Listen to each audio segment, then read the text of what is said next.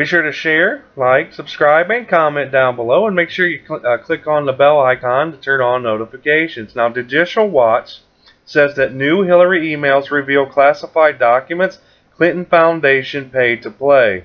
Judicial Watch strikes again. On Wednesday, conservative watchdog group Judicial Watch released 281 pages of newly discovered emails found on Hillary Clinton's private server. Now, the emails dated from 2010 through 2013 contain classified information and show more Clinton Foundation paid to play with the State Department. Now, via Judicial Watch, 10 emails contain classified information redacted in the interest of national defense or foreign policy, including confidential sources and concern Israel and the Middle East. Now, most of the emails include exchanges with former British Prime Minister Tony Blair. The emails show Hillary Clinton conducted classified and sensitive negotiations about the Israel-Arab conflict on her unsecured, non-governmental server. Now, a document labeled Plan was completely redacted as classified. A November 2012 email chain discusses the Mid-East and includes then Deputy Chief of State Jake Sullivan, Tony Blair as ACLB, and Clinton. Now, another 2012 email chain discusses the Mid-East and includes Sullivan, Clinton's office manager Claire Coleman, Blair, and Clinton. A November 2012 email chain fully redacted is titled Mid-East Peace and includes Blair, Clinton, Obama's special envoy to the Middle East, David Hale, as also Sullivan, and Blair's chief of staff and former Downing Street aide Catherine Rimmer. Now, in an April 2011 email exchange between Blair, Clinton, and Sullivan concerning Israel, Blair says he had another long session with BB. Referring to Benjamin Netanyahu, I hope I pronounced that right, who was an Israeli politician. Now, a May 2011 exchange concerns Israel and includes Blair, Clinton, and Sullivan. Another May 2011 email concerns Palestinians and includes Blair, Clinton, and Sullivan. Blair says, "I've also sent you a paper." A June 2011 email regarding Israel includes Blair, Sullivan, and Clinton.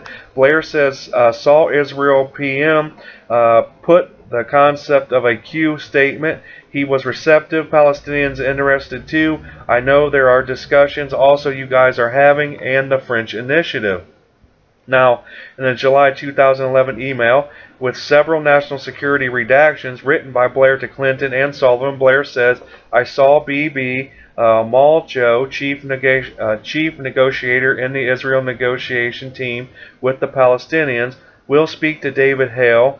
I can see Cameron and Sarkozy with David. I saw Egyptians." A September 2010 email exchange is titled Info for You and includes Sullivan, Blair, and Clinton. Blair writes that he just spent 3 hours with Netanyahu and Sullivan using his Sprint BlackBerry. He writes, "We have pitched this to," and it was redacted. Now, Huma Abedin is in many of these emails assisting the Clintons with their influence peddling. Now, many of the emails involve Abedin, who joined the State Department as Deputy Chief of Staff in 2009. From June of 2012 through February of 2013, she was granted status as a special government employee, allowing her to work as a consultant to clients like Teneo, and served as a paid consultant to the Clinton Foundation. Several of the emails demonstrate the commingling of Clinton State Department and Clinton Family Foundation business. In a November 2010 email with the subject line, "How do I get through to Bill Clinton?" Raphael Anchia, a lawyer with Haynes Boone, asked Clinton campaign official Ed Meyer if he could get to the gatekeepers to get Bill Clinton to give a speech in Spain, noting that a large bank is willing to pay for it. Now, Bill Clinton was also caught conducting State Department and Clinton Foundation work simultaneously. The Clinton Foundation work in Malawi involved a Clinton Foundation owned for-profit agribusiness, including Tukula Farming Company, which operates 72,000 acres of commercial farms in the impoverished country. Other emails show that Bill Clinton appears to conduct State Department and Clinton Foundation businesses simultaneously as well.